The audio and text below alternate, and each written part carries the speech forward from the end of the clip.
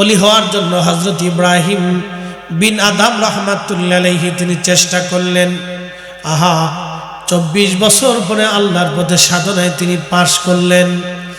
এরপরে তিনি বের হয়ে গেলেন মক্কাতুল মুকাররমায়, দীর্ঘদিন আল্লাহর পথে কাটাইতে লাগলেন। দীর্ঘ যাবত আল্লাহর পথে কাটাইতে কাটাইতে ইব্রাহিম বিন আদম রাহমাতুল্লাহ আলাইহি মক্কায় হজ শেষ করে তিনি চিন্তা করলেন, আমি বাইতুল আকসা থেকে একটু ঘুরে ঘাড়ে আসি। হযরত ইব্রাহিম বিন আদম বাইতুল আকসা রওনা করবেন, এমন সময় তিনি চলে গেলেন খেজুরের দোকানে।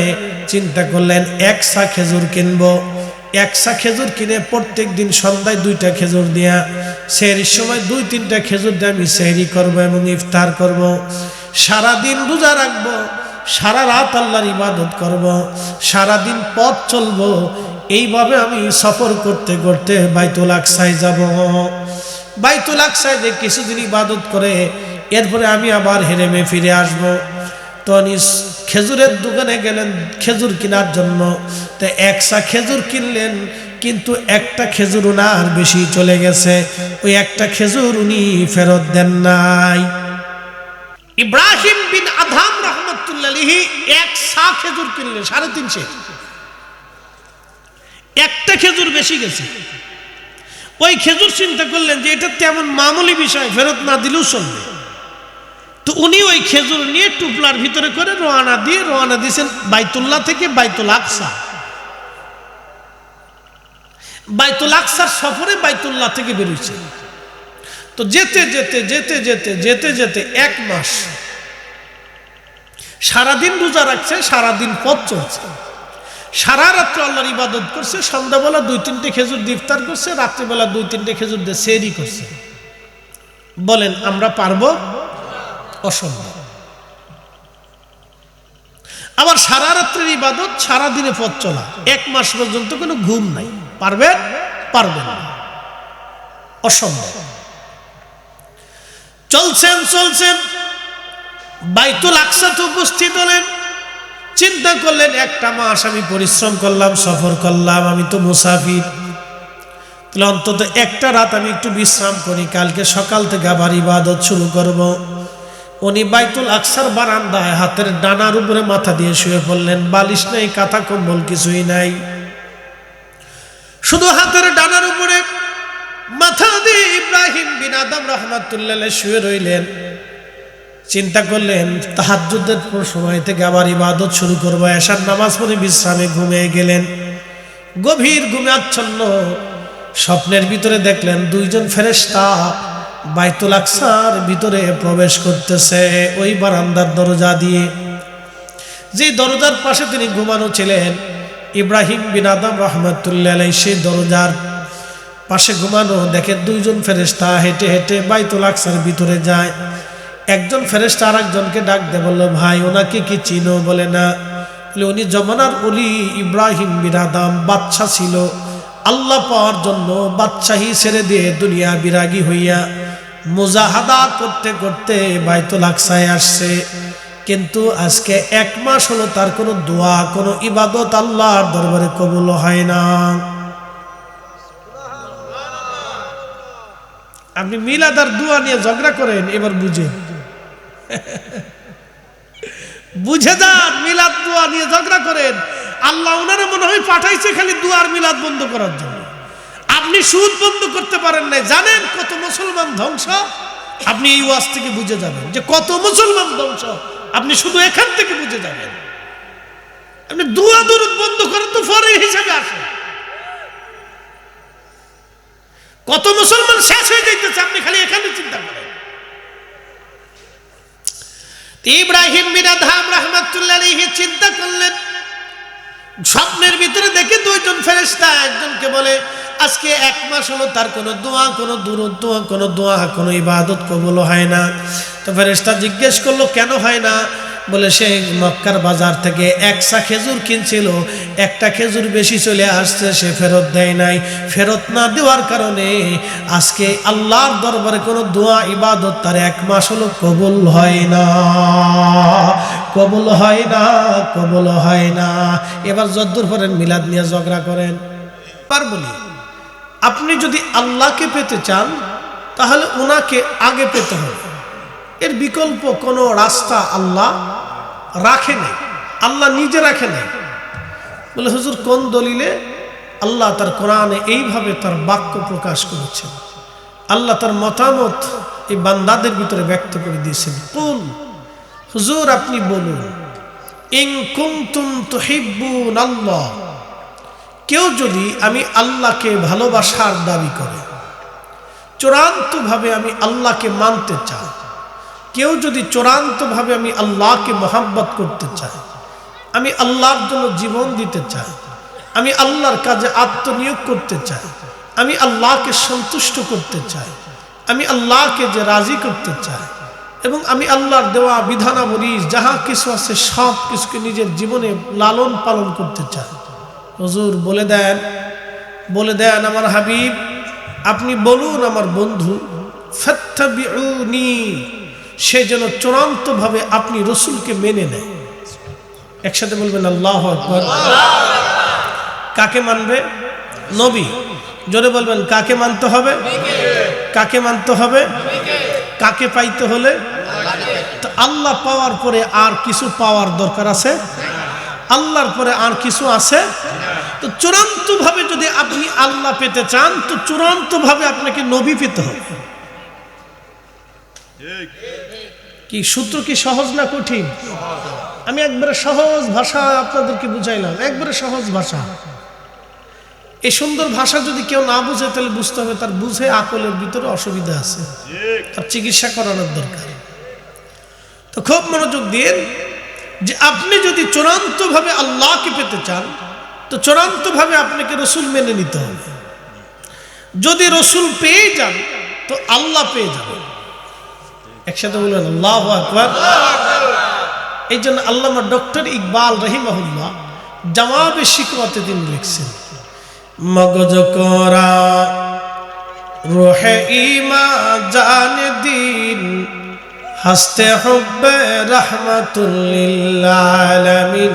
মগজ কোরা রুহে ঈমা জান দিন হস্তে হুব্বে রহমাতুল লিল আলামিন। আচ্ছা বলেন, আমি আপনাদেরকে সাজিয়ে গুজিয়ে এত সুন্দর করে বলি, এটা কি আমার পক্ষে সম্ভব? যদি উনি দয়া না করে, কি কথা কর না কেন, সম্ভব? শুধু আপনাদের মাহফিল করব, কালকে 3টে প্রোগ্রাম করছি, তার আগের দিনও 3টা করছি, তার আগের দিনও 3টে। তো 3টে প্রোগ্রাম যেদিন হয় 4টেও আছে 5টাও আছে। বলে হুজুর এটা কি করে সম্ভব? আমি আপনাদেরকে একটা পরিসংখ্যান দিই যে আমার পক্ষে সম্ভব না কেন। আপনাদের এখানে 2 ঘন্টা, পরবর্তী প্রোগ্রামে একবারে মিনিমাম হলো 2 ঘন্টা, তাহলে 24 ঘন্টা 4টে ঘন্টা শুধু আমাকে কথা বলতে হয়, মানুষকে বুঝাইতে হয়। তো খুব মনোযোগ দিন। তো এই বুঝাইতে আমাকে আবার আসতে হয়, ঘুমাইতে হয়, বিশ্রাম করতে হয়, খাইতে হয়, ভিতরে নামাজ আছে, রোজা আছে, জিকির ফিকির আছে, বাকি আনুষঙ্গিক কাজ দিয়ে আমি কতটুকু সময় পাই এখন আপনি বুঝেন। এরপরে 3টে যদি হয় তাহলে 6 ঘন্টা আলোচনা করতে হয়, 4টে যদি হয় তো মিনিমাম হলো 7 ঘন্টা আমাকে বক্তব্য দিতে হয়, 5টা যদি হয় তাহলে মিনিমাম আমাকে 8 ঘন্টা বক্তব্য দিতে হবে একদিনে। তো 24 ঘন্টার 8টা ঘন্টা শুধু আমার বক্তব্যের ভিতরে চলে যায়, বাকি সময়টা আমি কি করব? আপনি এবার চিন্তা করেন। যে আমি মাঝে মধ্যে চিন্তা করি এটা আমার পক্ষে সম্ভব না, এটা আল্লাহ পাকের অপার মেহেরবানিতে আবার সাজিয়ে গুজিয়ে আপনাদের সামনে বক্তব্য দিচ্ছি। কোনো একটা বক্তব্য যদি টান জিহ্বা থেকে বের হয়ে উল্টা পাল্টা হয়ে যায় তো ক্যামেরায় এটা রেকর্ড থাকবে, আর এটা রেকর্ড থাকার পরে পরবর্তী পর্যায়ে এটার উপর এফেক্টস করবে। চিন্তা করেন 8 ঘন্টা বক্তব্য দিলে আমাকে সুস্থ মস্তিষ্কে ঠান্ডা মাথায় আপনাকে বুঝাইতে হবে, তাহলে এটাকে আমার শক্তির পক্ষে সম্ভব? তো দয়া করে কে? আল্লাহ। একসাথে বলেন কে করে? আল্লাহ ছাড়া আমাদের আর কিছু আপনি দেখেন তো আপনার চোখের দিকে তাকান, শিশুকালের চোখ আর বৃদ্ধকালের চোখ কি একরকম? পরিবর্তন কে করে? তার অর্থ আমাদের চোখটাও আমাদের নিয়ন্ত্রণে নাই। আমার শরীরে দেখেন তো শিশুকালের শরীরের গঠন আর বৃদ্ধকালের শরীরের গঠন এক না। যতদিন বাড়তে থাকে গঠন প্রণালী চেঞ্জ হতে থাকে, শক্তি চেঞ্জ হয়, চোখের আলো চেঞ্জ হয়, কানের পাওয়ার চেঞ্জ হয়, শরীরের শক্তি, ত্বকের শক্তি, চুলের শক্তি, জবানের শক্তি, জিহ্বার শক্তি, এই আপনার অঙ্গ প্রত্যঙ্গগুলি তত ধীরে ধীরে নিস্তেজ হয়, রক্ত তত ঠান্ডা হতে থাকে। তাহলে বলেন শরীরের এই কন্ডিশন, এই শরীরের এই বিন্যাস, সেটাকে আমাদের নিয়ন্ত্রণে না আল্লাহর? তাহলে আমাদের আছে কি? বলেন একসাথে বলেন, যারা এখনো ঘরে বসে রয়েছেন তারা বলেন আপনাদের আছে কি? তো কিছু না থাকলে ঘরে বসে রয়েছেন কি? প্রশ্ন আছে না ভাই? আমি তো প্রশ্ন করতে পারি, যদি কিছু না থাকে তাহলে ঘরে এখনো বসে রয়েছেন কেন? আমি তো নির্দিষ্ট সময়ে পৌঁছাইছি। আপনাদের বুঝতে হবে যে আমরা যাকে দাওয়াত করে এসেছি সে নির্দিষ্ট সময়ের আগে এসে খাওয়া দাওয়া করে কমপ্লিট করে সে নির্দিষ্ট সময় পৌঁছে গেছে। অতএব আমি একটা নির্দিষ্ট সময় ছেড়ে দিয়ে চলে যাব। তাহলে হুজুররা আছেন, তো বিরসাব হুজুর আছেন বা প্রধান অতিথি আছেন, তারাও একটা নির্দিষ্ট সময় আসবে, এসে ছেড়ে দিয়ে তারাও চলে যাবে। তাহলে আমরা কেন সারা বছর পরে একটা প্রোগ্রামে আমরা কেন বাড়ি বসে থাকবো? যারা বাড়িতে আছেন তারা চলে আসেন, সময় নষ্ট করার প্রয়োজন নেই ভাই। যেটা চলে যায় এটা পাওয়া যায় না। কথা ঠিক আছে না? আমাদের জীবনে বাসি কত বছর? বাংলাদেশের বর্তমান গড় আয়ু 65 বছর। এই যুবকরা ভিতরে চলে আসো, বাচ্চারা চলে আসো, চলে আসো বাবা, ভিতরে এসে বসো, একটু মনোযোগ দেন। আমাদের গড় আয়ু কত বছর? 65 বছর। তা আমি 60 বছরই ধরলাম। তো মানুষ প্রত্যেক দিন 8 ঘন্টা ঘুমায়, তাকে মিনিমাম 8 ঘন্টা বিশ্রাম করতে হয়। তো 8 ঘন্টা ঘুমানোর পরে একটা লোক 8 ঘন্টা যখন ঘুমায় তখন বাকি থাকে আর মাত্র 16 ঘন্টা। এই 16 ঘন্টার ভিতরে তার কাজ আছে, ব্যবসা আছে, বাণিজ্য আছে, হেলা আছে, খেলা আছে, ধুলা আছে, বন্ধু বান্ধবের আড্ডা আছে, কর্তব্য আছে, নানান সময়ে আপনার জীবনে আপনি হিসাব করেন যে 24 ঘন্টায় আপনি কতটুকুন আল্লাহর ইবাদত করেন। শেষ। আমার ওয়াজ আর লাগবে না। এই যারা যেখানে আছেন, যে মতেরই আছেন, যে পীরের মুরিদ আছেন, সুন্নি গায়রে সুন্নি, যারা যে পীরের মুরিদ আছেন, যে মতের আছেন, যে দলের আছেন, তারা সবাই আসেন এবং বসেন আমার কথা শুনে। আপনি 24 ঘন্টায় কত ঘন্টা আল্লাহর ইবাদত করেন আপনি একটু পরিসংখ্যান দেন। আজকে রাত্রিবেলা ঘুমানোর আগে মাত্র 10 মিনিট ফিকির করবেন। এটাকে বলা হয় ফিকির, তাফাক্কুর, মানে চিন্তা। আপনি ঘুমানোর আগে 10 মিনিট চিন্তা করবেন যে আপনি কত সময় 24 ঘন্টায় আল্লাহর ইবাদত করেন। বাস তখনই আপনি নিজেই বুঝতে পারবেন যে আপনি জান্নাতি নাকি জাহান্নামী। শেষ। তখন আপনি এমনি বুঝতে পারবেন যে কিয়ামতে আপনার রাসূল দরকার কিনা, আমার আর দলিল লাগবে না। কি কথা বল না? তখন আপনি নিজেই বুঝবেন যে কিয়ামতে আমার রাসূল কেন দরকার, কেন রাসূল দরকার। আপনি তখনই বুঝবেন যে 24 ঘন্টার কত ঘন্টা আপনি আল্লাহরে খুশি করছেন, আর কত ঘন্টা আপনি দুনিয়াকে খুশি করছেন, কত ঘন্টা আপনি আল্লাহকে খুশি করছেন, কত ঘন্টা আপনি দুনিয়াকে খুশি করছেন। বাস শেষ। তখনই বুঝবেন যে কিয়ামতের ময়দানে রাসূল কেন লাগবে, আর আমরা কেন বারবার রাসূলের প্রশংসা করি। আপনার ঝগড়া করতে হবে না, আপনি তখনই এমনি মাথা হেঁট হয়ে আসবেন যে হ্যাঁ না এটা ঠিক আছে, সত্য। আপনি যদি হিসাব করেন তাহলে অল্প সময় আমরা আল্লাহর ইবাদতে কাটাই। শোনেন, আমরা যে বক্তব্য দিয়ে চলে যাই না, শেষে আমাদেরও চিন্তা হয় যে আল্লাহ কতটুকু সময় আমরা দুনিয়াতে তোমার কাজে ব্যয় করলাম। কিন্তু আমরা যত সময় বক্তব্য দিচ্ছি তত সময় কিন্তু আমরা বেহেশতের বাগানে কাটাই এবং পরবর্তী প্রোগ্রামের জন্য আমরা রওনা দিই।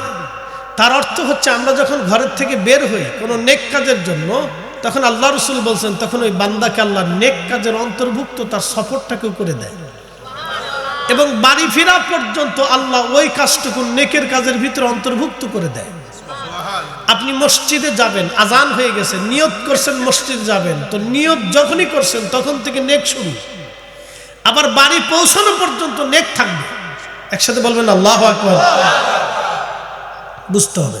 তাহলে আমরা 24 ঘন্টায় আমাদের উদ্দেশ্য থাকে এই কাজে, ভিন্ন উদ্দেশ্য যখন চলে যায় তখন নেক নিয়ত ভিন্ন দিকে প্রবাহিত হয়। তো 24 ঘন্টার এই কাজের ভিতরে থাকার পরেও মাঝে মধ্যে আমরা চিন্তা করি যে আমাদের কিছুই নেই, কিচ্ছু করিনি, আমাদের কিচ্ছু করিনি, আমরা কিছুই করা হয়নি আমাদের। আপনাকেও চিন্তা করতে হবে যে আমি আল্লাহর জন্য কতটুকুন কাজ করছি। বাস ওয়াজ আমার শেষ। কোরআন আল্লাহ বললেন ফামান ইয়া'মাল মিসকালা যাররাতিন খায়রান ইয়ারা। আল্লাহু আকবার। তুমি যদি অনুপরিমাণ নেক কাজ করো, আমি আল্লাহ তারও বেনিফিট প্রতিদান তোমাকে দিয়ে দিব। আর একটু জোরে বলেন সুবহানাল্লাহ। অনুপরিমাণ, একসাথে বলেন কি পরিমাণ? অনু চিনছেন নি আপনারা? অনু কি চোখ দিয়ে দেখা যায়? দেখা যায় না, এটা অনুবীক্ষণ যন্ত্র দিয়ে দেখতে হয়। তো এই অনুপরিমাণ নেক কাজ যদি তুমি করো, আমি রব তোমাকে তারও প্রতিদান দিয়ে দিব। একটু মনোযোগ দিবেন। আমাদের দেশে আমরা ইবাদতকে বেদাত বানাইছি, বলতেছি ইবাদতকে আমরা বেদাত বানিয়েছি, বুঝাইতেছি আপনাকে। প্রিয় উপস্থিতি, কাশীপুরবাসী, মাইকের আওয়াজ যত দূর পর্যন্ত যাচ্ছে খুব মনোযোগ দিয়ে কথাগুলি শুনে যাবেন। আমাদের মাযহাবের ইমাম আবু হানিফা রাহমাতুল্লাহি আলাইহি তিনি প্রত্যেক এশার ওযু দিয়ে সারা রাত্র ইবাদত করে তিনি ফজরের নামাজ ওই ওযু দিয়ে আদায় করতেন। এইভাবে তিনি 1 আর 2 বছর করেন নাই, একটানা 40 বছর ধরে তিনি আদায় করলেন। একসাথে বলবেন না সুবহানাল্লাহ? কত বছর? জোরে বলেন। আচ্ছা, উনি কি এশার নামাজ পড়ে ঘুমায় থাকলে হতো না? হয়তো কি না? আবার ওইটা জামাতে ফজর পড়লে হতো না? বলেন। আমি আপনাদেরকে একটা হাদিস শুনি। আল্লাহর নবী বললেন, আমার উম্মত তোমরা যদি এশার নামাজ জামাতের সাথে পড়ো এবং ফজরের নামাজ যদি তোমরা জামাতের সাথে পড়ো, তাহলে সারা রাত্র ইবাদত করলে যে নেকি, তুমি ঘুমায় থাকলেও আল্লাহ তোমার আমলনামায় সেই নেকি দেবে। আপনি যদি এশার নামাজ জামাতের সাথে পড়ে আবার ফজরের নামাজ যদি আপনি জামাতে পড়েন, সারা রাত্র আপনি ঘুমাবেন কিন্তু নেকি ঘুমাবে না। সারা রাত্র আপনি ঘুমাবেন কিন্তু মুনকার নেকির আপনার কেরামান কাতিবিন ঘুমাবে না। সারা রাত্র আপনি ঘুমাবেন কিন্তু কেরামান কাতিবিন ঘুমাবে না, নেকি ঘুমাবে না। আপনার আমলনামায় নেকি চলতে থাকবে, চলতে থাকবে, চলতে থাকবে, চলতে থাকবে। এই হাদিস জানার পরেও ইমাম আজম আবু হানিফা কেন তিনি এশার নামাজ পড়েই মসজিদে বসে রইলেন, সারা রাত্র ইবাদত করলেন, বাড়ি ফিরে গেলেন না? এই হাদিস জানার পরেও কেন সাহাবীরা সারা রাত্র ইবাদত করলেন? এই হাদিস জানার পরেও কেন ওলিরা সারা রাত্র ইবাদত করলেন? কারণটা কি? এটার নাম আন-নওয়াফিল, অতিরিক্ত। আন-নওয়াফিল অতিরিক্ত, আন-নওয়াফিল অতিরিক্ত। এই অতিরিক্তরে আমরা বানাইছি বেদাত। বলে কি সাহাবী করে নাই, আমরা করব কে? বাস পাইছে এক শয়তানের যুক্তি, এই যুক্তি দিয়ে বসে দিচ্ছি। আপনি শয়তানের যুক্তি বললেন কেন? শয়তানের যুক্তি, এই যুক্তি তো পৃথিবীর কোন উসুল বিদ্যায় নেই।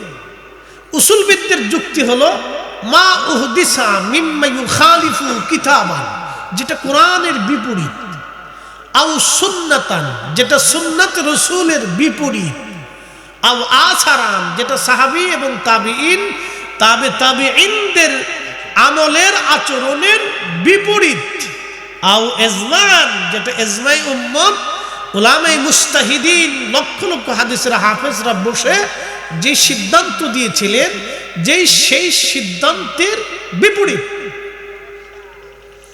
এই বিপরীত কাজটাকে বলা হয় বেদাআতে দলালা। আর উন্না বানিয়েছেন সাহাবী করে নাই, আমরা করব না। এখন আমার প্রশ্ন, সাহাবী করে নাই, আমাদের ইমামরা কেমনে করলেন আমি বুঝাইতেছি। ইমাম আবু হানিফা এশার ওযু দিয়ে ফজর পড়েছেন 40, কোন সাহাবী পড়ে নাই? বলেন তো, সাহাবী যেই কাজ করে নাই ইমাম আজম সেই কাজ করলো কেন? কোন সাহাবী হাদিসের কিতাব লিখে যায় নাই, ইমাম বুখারী লিখলো কেন? কি প্রশ্ন আসে না ভাই? কোন সাহাবী হাদিসের কিতাব সংকলন করে নাই, তো ইমাম বুখারী করলো কেন? কোন সাহাবী হাদিস বলার আগে, লেখার আগে, হাদিস বর্ণনা করার আগে রাসূলের রওজা জিয়ারত করে নাই, তো ইমাম বুখারী বুখারী শরীফের হাদিস লেখার আগে নবীর রওজা জিয়ারত করলো কেন? কি কথা কন না কেন? আমার যুক্তি আছে না? তো সাহাবী যেটা করে নাই সেটা ইমাম বুখারী করলো কেন? তাহলে বুখারী বেদাতি, ইমাম আযম আবু হানিফা বেদাতি, ইমাম মালিক 80 বছর মদিনার সীমানার ভিতরে জুতা পরেন নাই, থুতু নিক্ষেপ করেন নাই, পায়খানা পেশাব করেন নাই, অথচ সোয়া লক্ষ সাহাবী মদিনাতে বিচরণ করেছে, কোন সাহাবী কোনোদিন জুতা ছাড়া চলে নাই। তো সাহাবী জুতা পরলো, ইমাম মালিক জুতা পরলো না, তাহলে ইমাম মালিক বেদাতি? এগুলো হচ্ছে আমাদের দেশের দলের টানের ফতোয়া। কি কথা কন না কেন?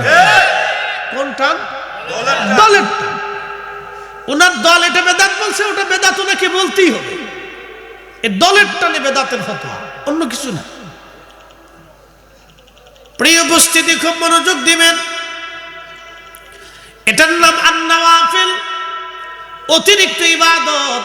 ইমাম বুখারী হাদিস লেখার আগে আমার নবীজি রওজা জিয়ারত করলেন। জিয়ারত করার পরে শুধু জিয়ারত করেন নাই, বুখারী শরীফে একটা হাদিস লেখার আগে তিনি আগে গোসল করলেন। শুধু গোসল করলেন না, গোসল শেষ করার পরে তিনি রওজা শরীফে গেলেন, আল্লাহর হাবিবের জিয়ারত করলেন।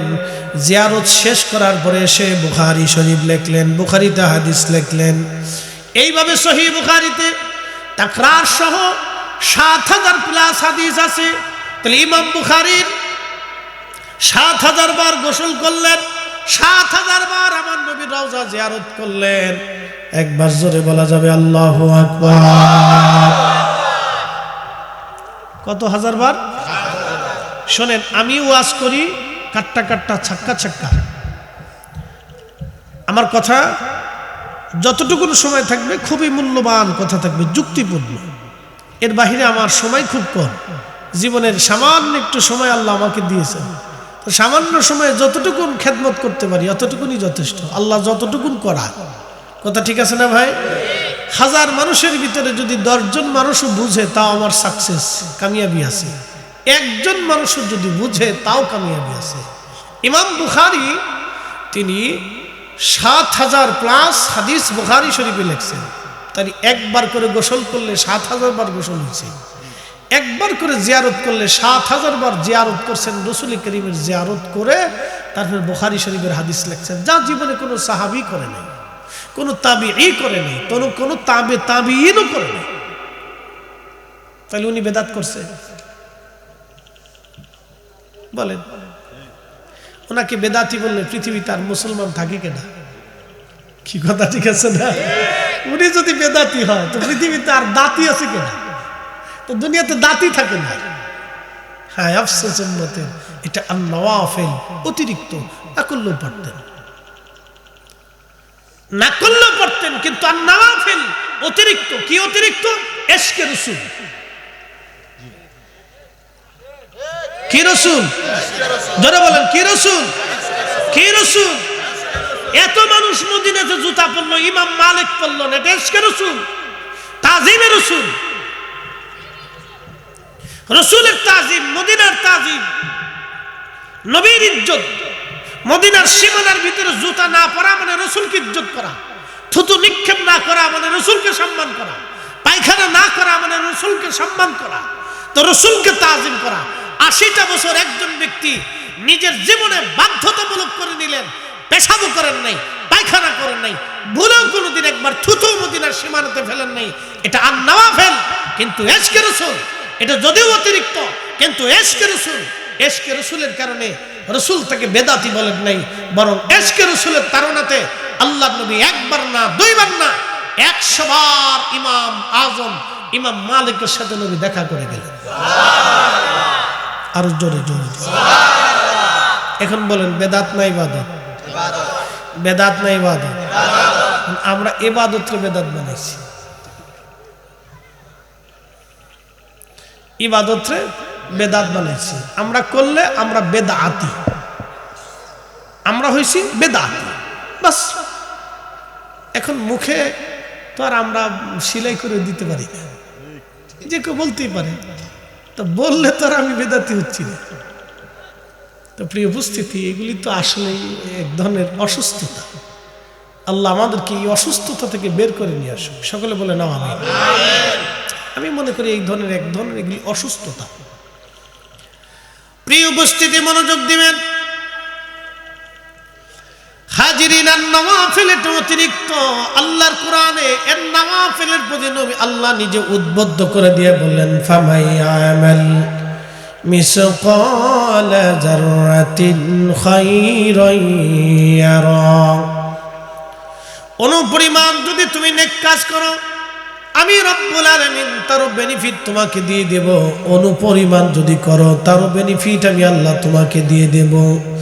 وَمَنْ يَعْمَلْ مِثْقَالَ ذَرَّةٍ شَرًّا يَرَهُ। অনুপরিমাণ যদি গুনাহের কাজ করো, আমি রব্বুল আলামিন তারও প্রতিদান তোমাকে দিয়ে দেব। অনুপরিমাণ গুনার কাজ করলে তারও প্রতিদান আমি আল্লাহ তোমাকে দিয়ে দেব।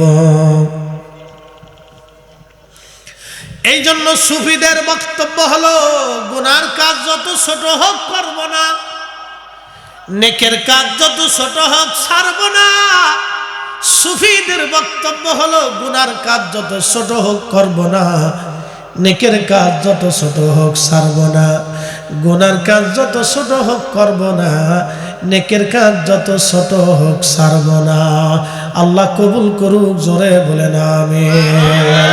আল্লাহুম্মা সাল্লি আলা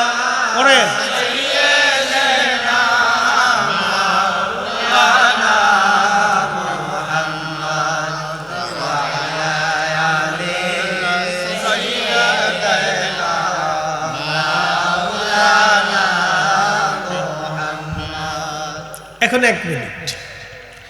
এখন কেউ যদি আমাকে জিজ্ঞেস করে, হুজুর এই যে আপনারা দলবদ্ধভাবে সুর দিয়ে দুরূদ পড়লেন, কোন সাহাবী পড়ছে? পড়ে নাই যেহেতু তাহলে বেদাত বলতে পারে। এখন আমি যদি তাকে জিজ্ঞেস করি, তাহলে বলেন তো, ঘন ঘটা করে দিন তারিখ নির্দিষ্ট করে আলেম ওলামা দাওয়াত করে, অতিথি সভাপতি প্রধান বক্তা লোকজন ভাড়া করে এইভাবে হুজুর দাওয়াত করে, এই সিস্টেমে মাহফিল কে কোন সাহাবী কোন দিন করছে সেও জবাব দিতে পারবে না। কি কথা কন না কেন? সেও জবাব। যদি জিজ্ঞেস করি, ভাইরে আপনি তো আমার কাছে দুরুদের দলিল চাইলেন, তাহলে বলেন তো আপনার বাড়ির মসজিদ সুন্দর করে পাকা বস্তা করে রং তামাশা করিয়া মিনার টিনার বানাইয়া একবারে সুন্দর উঁচু বিল্ডিং টিল্ডিং করে একবারে টাইলস টাইলস এসি মিসি লাগাইয়া সুন্দর করে এত ঢক শাক সুন্দর সাজসজ্জা নবীর কোন সাহাবী করছে? কোনো জবাব নাই। যে নবীও করে নাই, সাহাবীও করে, তা আপনি করলেন কেন? নেকের উদ্দেশ্যে করছেন, তো নেকের উদ্দেশ্যে বেদাত করলেন কেন? যেটা সাহাবী করে নাই, রাসূল করে নাই, আপনি করলেন কেন? জবাব দিতে পারবেন না। কিয়ামত পর্যন্ত কোনো জবাব নাই, কেউ পারবে না। আজ পর্যন্ত নেই, কিয়ামত পর্যন্ত কেউ জবাব দিতে পারবে না। কি জবাব দিবে? আমি যদি জিজ্ঞেস করি যে রাসূলের নবীর মসজিদ কাঁচা ছিল কেন, খেজুর পাতার ছাউনি ছিল কেন, নবী যদি বলতেন, হে সাহাবীরা তোমার রক্ত কেটে হলো, কলিজা কেটে হলো, আমার মসজিদ প্রাসাদ করে দিতে হবে। পৃথিবীর এত রাজা বাদশার বাড়ি প্রাসাদ হলো, রাসূলের মসজিদ তখন প্রাসাদ হতে পারতো না? সাহাবী کرام জীবনের সব উজাড় করে হলো রাসূলের মসজিদ প্রাসাদ বানাই দিতে পারতো। কি কথা বল না কেন? তো নবী মসজিদও ওইভাবে রাখলেন, নামাজ ওইভাবেই পড়লেন। তো রাসূল মসজিদ পাকা করলেন না, আপনি মসজিদ পাকা করলেন। সব কি সাহাবীরা জানতেন না? তো সাহাবীরা সব জানার পরে রাসূলের মসজিদ পাকা করলো না, আপনি আপনার বাড়ির মসজিদ পাকা করেন, আপনি দলিল দেন। কিয়ামত পর্যন্ত দলিল খুঁজে পাবেন না, কোনো দলিল নেই। তো এই জন্য গুতাগুতি করলে গুতাগুতির কোনো শেষ নেই। কি কথা ঠিক আছে না ভাই? যদি আমরা খুশাখুশি করি তাহলে খুশাখুশির শেষ নাই। খুশাখুশি করলে পাল্টাপাল্টি করলে তো পাল্টাপাল্টি শেষ নাই। এখন প্রশ্ন হলো, আমরা মাহফিল করব কেন? যদি আজকের এই মাহফিল না হতো তাহলে আমিও আসতাম না, আপনারাও বসতেন না। যদি না বসতেন তাহলে কোরআন হাদিসের এই কথাগুলো হতো না, জিকিরও হতো, দোয়া হতো। তাহলে বোঝা গেল সামান্য একটু বেদাতের ফতোয়ায় আমরা অনেক বড় উপকার থেকে মারুম হয়ে যেতাম। কথা ঠিক আছে নাকি? এই জন্য আমাদের বাড়িতে যদি মিলাদের মাহফিল হয়, যদিও নাম মিলাদ, কিন্তু কাজ হয় কার? না না, একসাথে বলুন, কার হয়? কোরআন তেলাওয়াত কার? জিকির কার? আমার রসুলের দুরূদ হয়। কথা ঠিক আছে না ভাই? দোয়া হয় কার কাছে? তো আল্লাহর কাছে দোয়া হলো, যদিও নাম মিলাদ, কিন্তু দোয়া হয় কার কাছে? তাহলে বোঝা গেল এটা সাধারণ জায়গা থাকে না, এটা হিলাকুজ জিকির, এটা দুনিয়ার বেহেশতের বাগানে পরিণত হয়ে যায়। কথা বল ঠিক কিনা? তাহলে আপনি বেদাতের ফতোয়া যতই দেন, রসুল বলে দিয়েছেন এটা বেহেশতের বাগান। এবার মন চাইলি করেন, না চাইলি না করেন। আন-নওয়াফিল অতিরিক্ত মন চাইলি করতে পারেন, না চাইলি নাও করতে পারেন। জোর করে আপনার বাড়ি যাই মিলাদ পড়াবো না, আমার বাড়ি এসে আপনি মিলাদ পড়াবেন না। কথা ঠিক আছে না ভাই? এটা আন-নওয়াফিল। যারা বলেন এটা কি আন-নওয়াফিল, অতিরিক্ত। আল্লাহ বলেন ফামাইয়ামাল মিসকালা যাররাতিন খাইরান ইয়ারা, অনুপরিমাণ নেক কাজ যদি করো তাহলে আমি বেনিফিট দিই। এখন প্রশ্ন রাখতে পারেন, ফরিদি হুজুর আপনি এত সুন্দর করে এগুলি সাজায় গোজায় বলতেছেন কেন? বলার পিছনে আমার একটা উদ্দেশ্য আছে।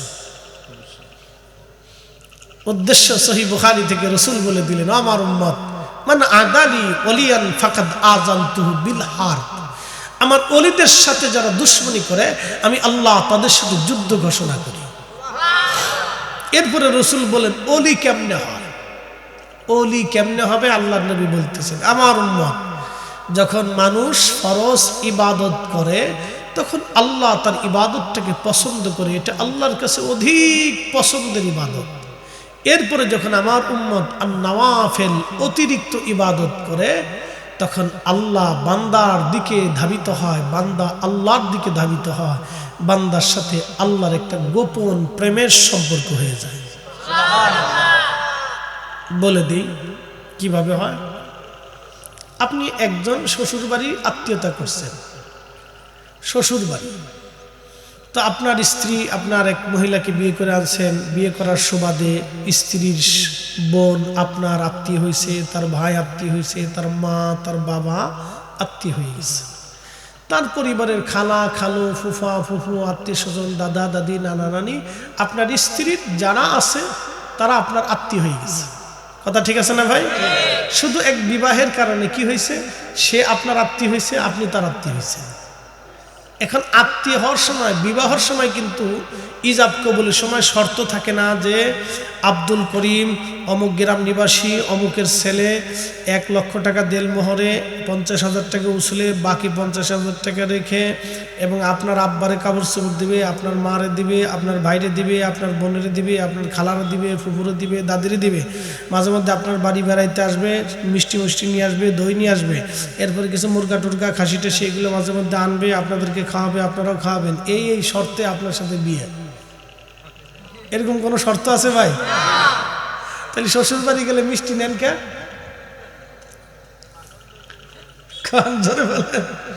শ্বশুর বাড়ি গেলে মিষ্টি নেন কে?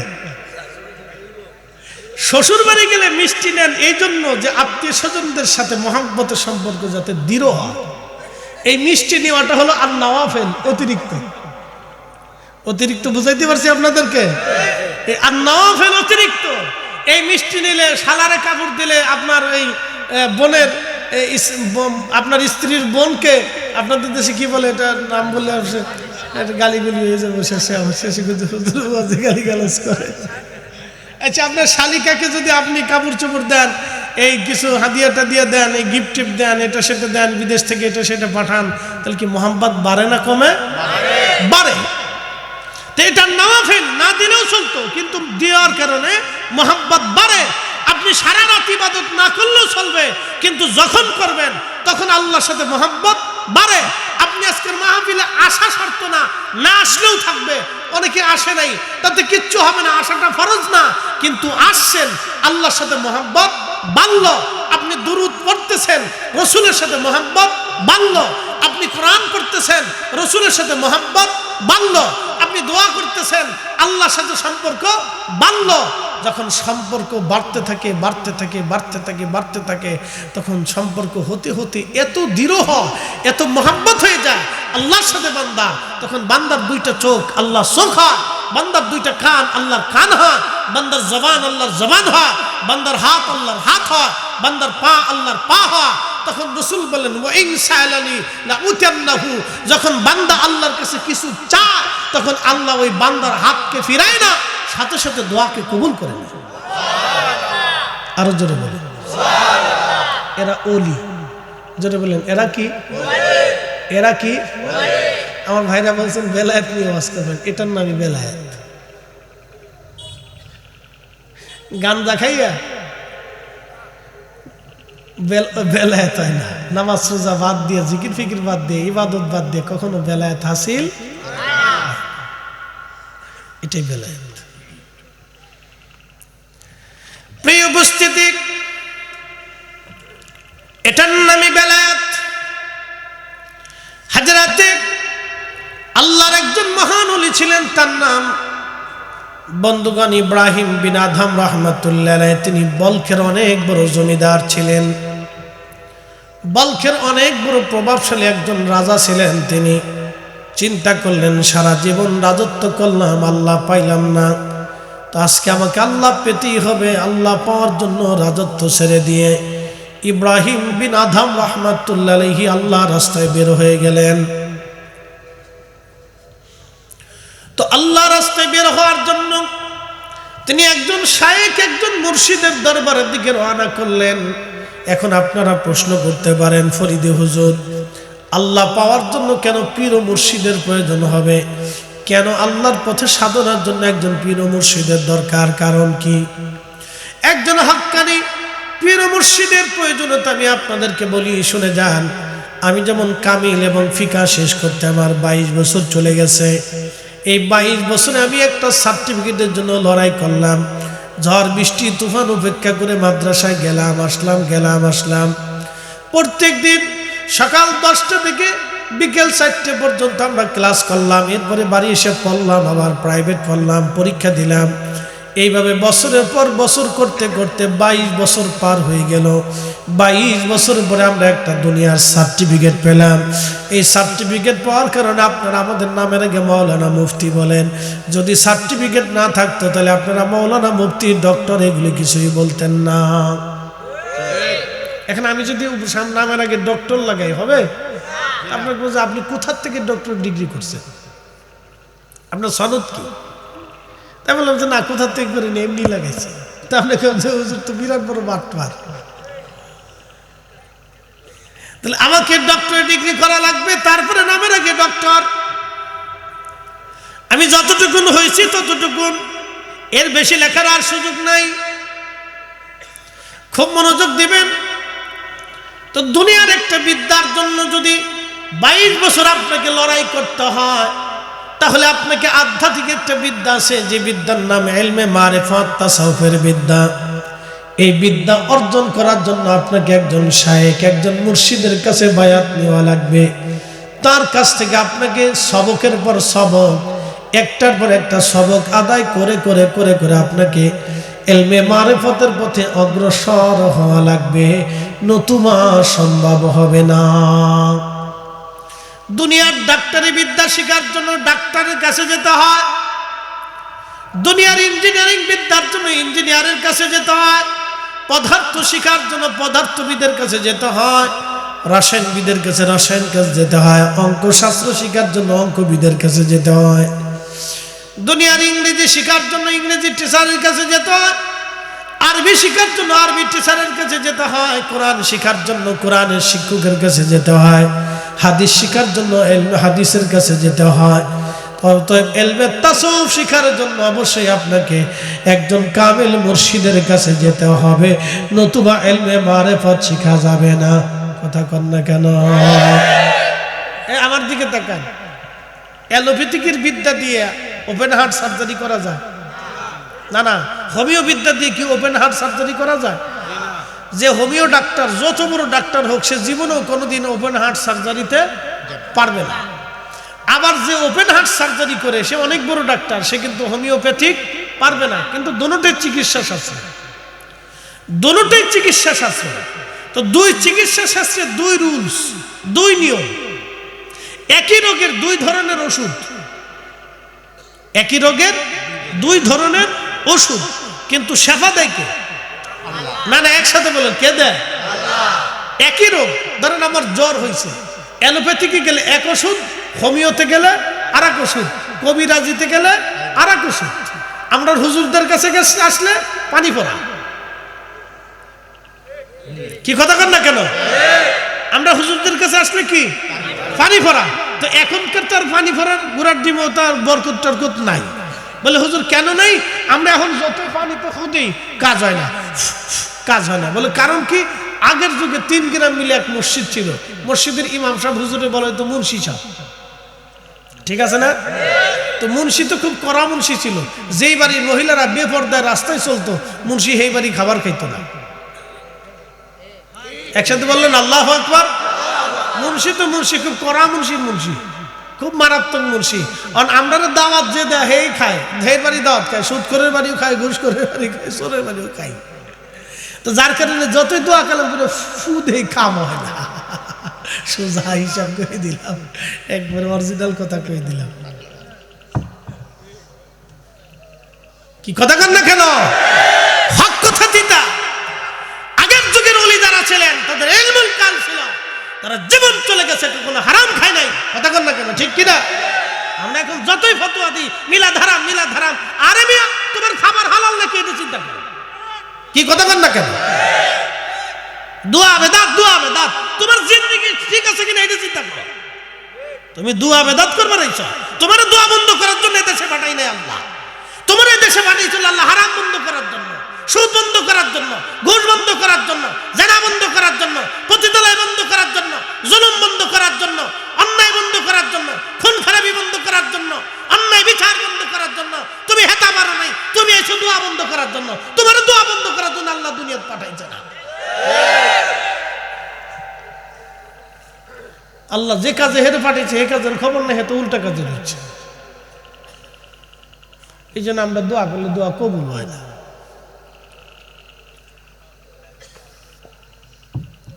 আমার কথা কি লজিক আছে? আর কি কয় যে না,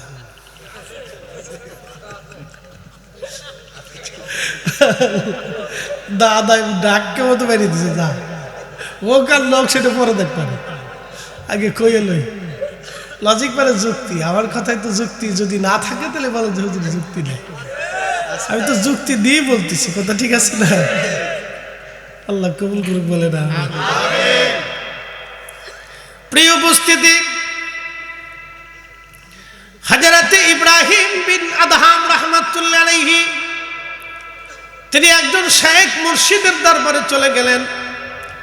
যাওয়ার পরে হুজুরকে বলেন, হুজুর আমি বাদশাহী ছেড়ে দিলাম আল্লাহ প্রাপ্তির পথে, তাসাউফ পাওয়ার জন্য, আল্লাহর মারিফাত অন্বেষণ করার জন্য হুজুর আপনার সহবত আমাকে নিয়ে নেন।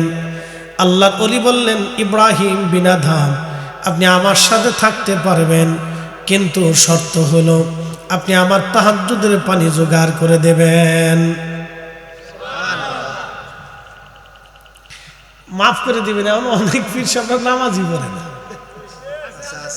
আব্বা ক্ষমা করে দিবেন, সত্য কথা বলতেছি, সত্য কথা। অনেক পীরে নামাজই পড়ে না, তাই পীর হইছে। আস্তাগফিরুল্লাহ আল-আযীম, লা হাওলা ওয়ালা কুওয়াতা ইল্লা বিল্লাহ। আমি সত্য কথা বলবো, তিতা হলো তিতা, মিঠা হলো মিঠা। নামাজ ছাড়া কোনোদিন ওলি হওয়া যায় না। আল্লাহর কসম করে বলি, নাহলে আকাশ ভেঙে যাবে, পৃথিবী শুকিয়ে যাবে, সাগর শুকাবে, পৃথিবী পড়ে যাবে।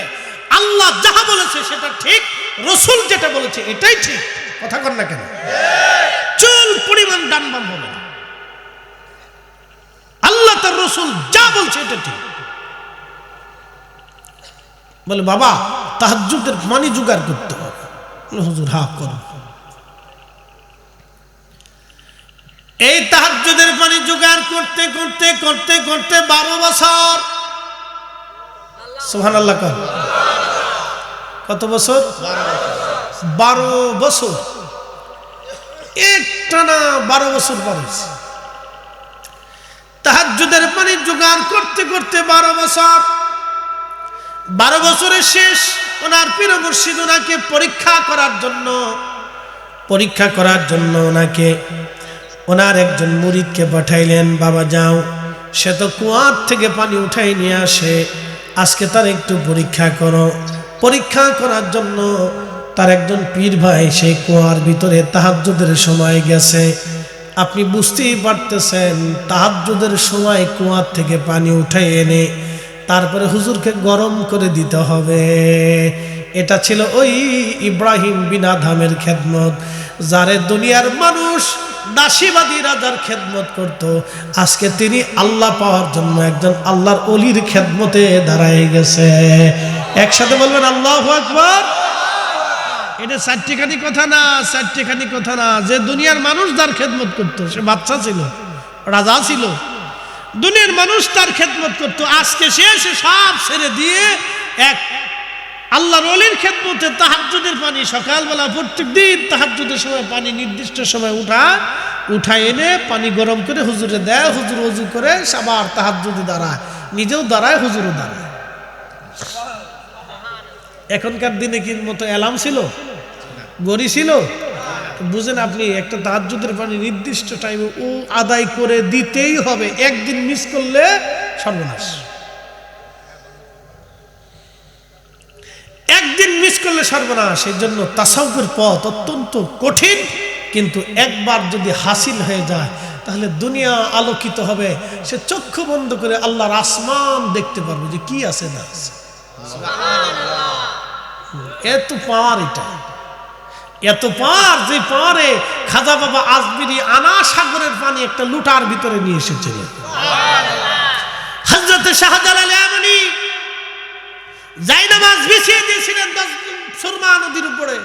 আপনি কি মনে করেন শাহজালাল ইয়ামানি সেই দিন যদি জায়নামাজ সুরমাতে না বিছাইতে পারতেন, ইসলামের স্বাদ পাইতেন? খাজা বাবা আজমিরি যদি আজমির থেকে সেই দিন ধুলি পানিপথে নিক্ষেপ করতে না পারতেন, তাহলে আজকে এই ইসলামের সুমহান আদর্শ আপনি হয়তো পেতেন না। কথা বলেন ঠিক কিনা? মুজাদ্দিদ আল ফিসানি সেরহিন্দি যদি সেই দিন বাঘের খাঁচার ভিতরে, সম্রাট জাহাঙ্গীর তাকে বাঘের খাঁচার ভিতরে দিয়ে বাঘ সিংহকে ছেড়ে দিয়েছিল তাকে হত্যা করার জন্য, সেই দিন তাকে বাঘের খাঁচার ভিতরে দিয়েছিলেন। সেই দিন বাঘের সামনে যদি তিনি নামাজ না পড়তে পারতেন, আর বাঘ যদি তাকে সেই দিন পাহারা না দিত, তাহলে আজকের এই শোষিতুল ইসলাম হয়তো আপনার আমার নসিবে হতো না। আপনাকে এগুলো বুঝতে হবে, নাম তাসাউফ। এই জন্য আউলিয়া কেরামকে কেউ যদি অস্বীকার করে, তাহলে আমি মনে করি সে তার নিজের বাপকে অস্বীকার করছে।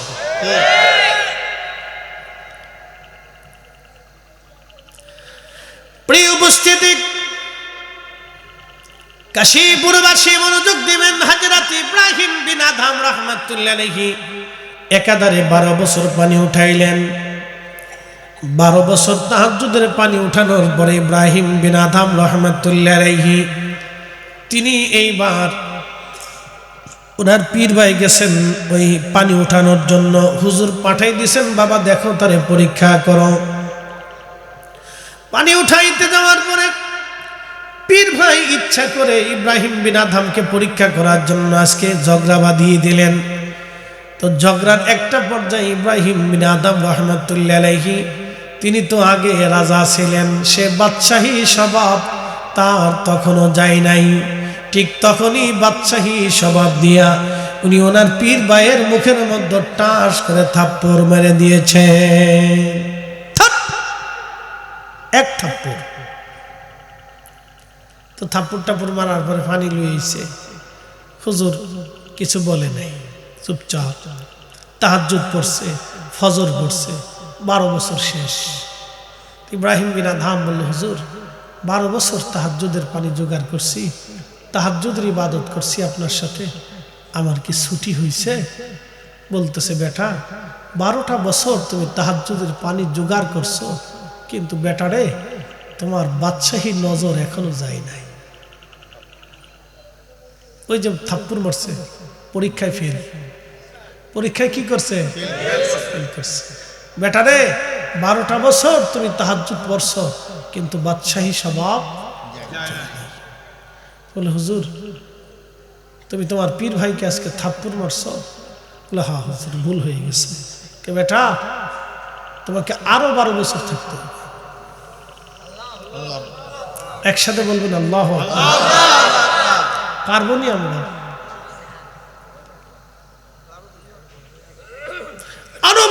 থাকতো। আপনি দেখছেন যে সাধনাটা কত কঠিন ছিল তাদের। আল্লাহর আকাশের দিকে তাকালে বৃষ্টি তো এমনি হতো না। ওয়াদা করেছে আমার ওলিরা চাইতে দেরি হবে, আসমান থেকে আসতে দেরি হবে না, আমি দিতে দেরি করবো না। একসাথে বলি আল্লাহু আকবার। প্রিয় উপস্থিতি,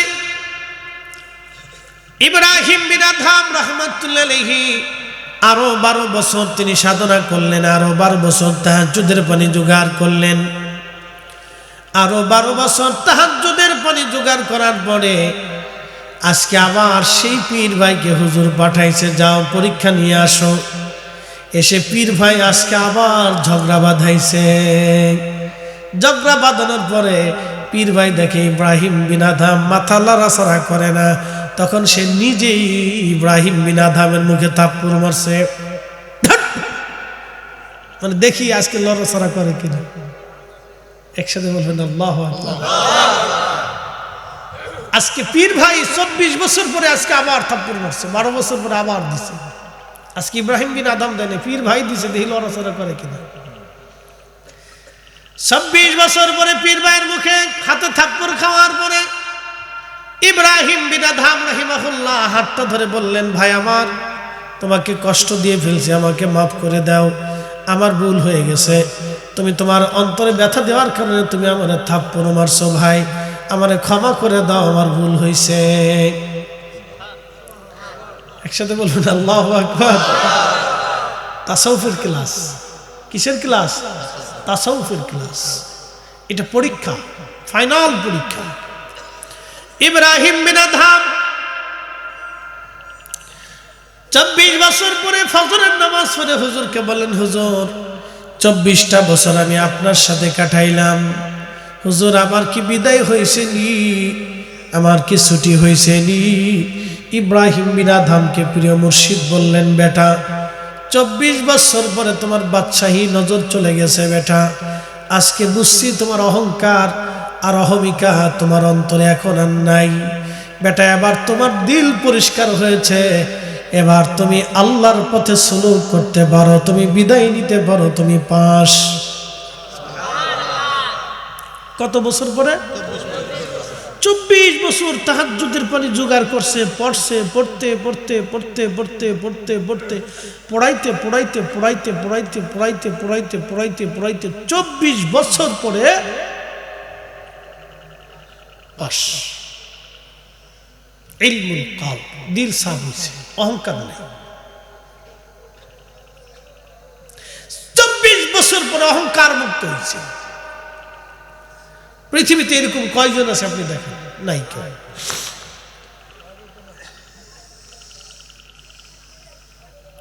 আমরা বেহুদে ঝগড়া করি, বুঝছেন? জানাজার পরে দোয়া বন্ধ করে দাও। কে বন্ধ করার জন্য আপনি উঠে পড়ে লাগছেন? কে? হ্যাঁ, আপনার উঠা পরে বন্ধ করার জন্য দরকারটা কি? জানাজার দোয়া, ওই দোয়া তো এক দোয়া না। খিচুড়ি বিরিয়ানি এক জিনিস না, ফরজ আর মুস্তাহাব কি এক জিনিস হয়? আপনি ফরজ নামাজের পরে দোয়া করলে করতেও পারেন, না করলে নাও করতে পারেন, এটা আপনার ইচ্ছা। আর নওয়াফিল অতিরিক্ত। আপনি জানাজার পরে যে দোয়া করেন, এই দোয়াটা তো জানাজার দোয়া এক দোয়া না। আমি আপনাকে বলি, এখন পরিসংখ্যান দিই, খুব মনোযোগ দেবেন, আমি দলিল দেব না, যুক্তি দিয়ে বোঝাচ্ছি। জানাজার নামাজ আদায় করার সময় কি আপনি পূর্ব দিকে দাঁড়াইলে জানাজা হবে? কেন? শর্ত কেবলার দিকেই থাকতে হবে। কথা ঠিক আছে না ভাই? আচ্ছা, লাশ কি সামনে না থাকলে জানাজা হবে না?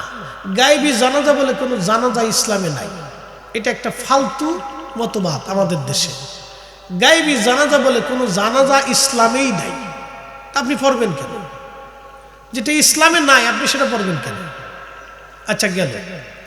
লাশ উপস্থিত না থাকলে কোনো জানাজা নাই, উপস্থিত লাশ সামনে থাকতেই হবে। আচ্ছা, গেল। তো জানাজা লাশ সামনে উপস্থিত,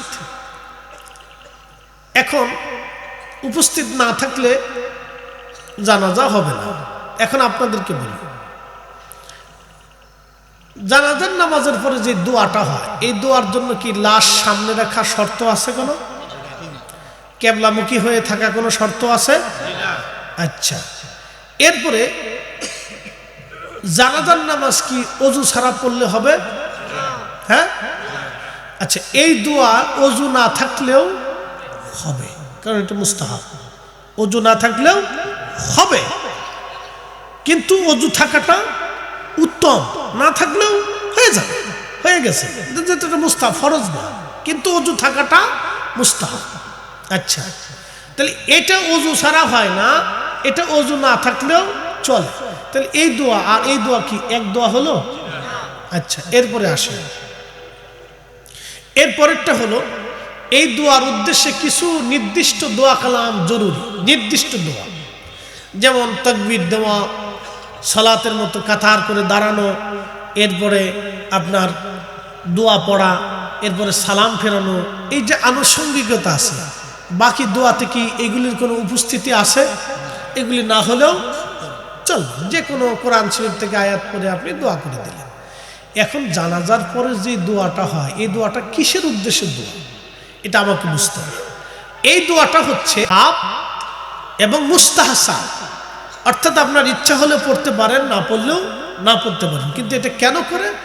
যে মৃত্যুর পরে কিছু কোরআন শরীফ খতম থেকে দোয়া করে তার জন্য দোয়া হয়। যেমন এই জানাজার নামাজের পরে 100 লোক উপস্থিত আছে, তো ইমাম সাহেব হুজুর বলল যে দেখেন, প্রত্যেক সূরা ইখলাস একবার করে তেলাওয়াত করলে 10 পারা কোরআনের সওয়াব, 3 বার তেলাওয়াত করলে 3 খতম কোরআনের সওয়াব আছে, আর 1 খতম কোরআনের সওয়াব আছে। তাহলে আপনারা 100 জন আছেন, আপনারা 3 বার করে সূরা ইখলাস পড়েন, তো 100 জনে যদি 3 বার করে সূরা ইখলাস পড়ে, তাহলে কয়শো খতম হলো? 100 খতম। একসাথে বলবেন না সুবহানাল্লাহ? কত খতম হলো? 100 খতম।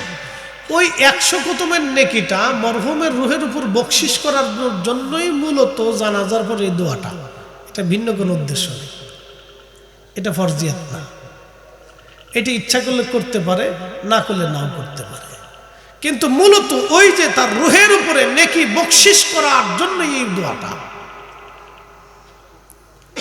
এখন প্রশ্ন করতে পারেন যে হুজুর, এই দোয়ার ব্যাপারে কি রসুলের এজাজত আছে? হ্যাঁ আছে। মুতার প্রান্তরে রসুল করিম মদিনায় দাঁড়াইয়া আল্লাহর নবী মুতার যুদ্ধে 3 জন সাহাবী শহীদ হল।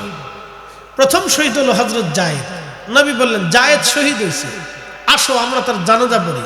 ওয়াসাল্লা আলাইহি, হাদিসের পরিভাষা, ওয়াসাল্লা আলাইহি, নবীজি তাদেরকে নিয়ে সাহাবা কিরাম নিয়ে তার জানাজা পড়লেন। ওয়া দাআ লাহু, এবং নবী দোয়া করলেন।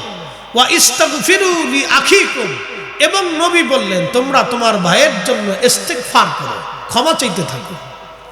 একসাথে বলবেন না সুবহানাল্লাহ? এটাই দোয়া, উদ্দেশ্য এটাই। নবীজি জানাজা পড়লেন, দোয়া করলেন, এবং সাহাবীদেরকে বললেন তোমরা ইস্তিগফার করো, তার জন্য ক্ষমা চাও। তার অর্থ হলো জানাজার পরে দোয়া করার অনুমতি আল্লাহ রসুল দিয়ে রাখছেন। অতএব এটাকে নিষেধ করে ঘনঘটা করে বিদায় করে মারামারি করা, ধরাধরি করা বন্ধ করতেই হবে, এগুলি এটা এক ধরনের, আমি মনে করি যে অতিরিক্ততা। এগুলি বন্ধ করার চাইতে আপনি সুদের কারখানা বন্ধ করেন, যান এটা বন্ধ করেন, পতিতালয় বন্ধ করেন, এটাও জরুরি, ফরজ হয়ে গেছে। কথা ঠিক আছে না ভাই? আপনি যদি পারেন তাহলে আপনার এলাকার একটা এনজিও বন্ধ করেন, দেখেন পারেন কিনা। কথা ঠিক আছে না ভাই?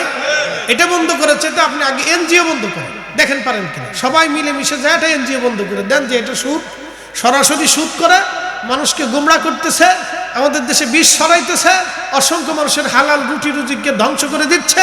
আমরা আজকে এই দেশে আমাদের এখানকার কোনো এনজিও চলতে দেব না। এটা বন্ধ করলে তাহলে আলহামদুলিল্লাহ আমরাও আছি। যেটা করার দরকার এটা না, খালি উল্টে ডালুয়ে রয়েছে। প্রিয় উপস্থিতি,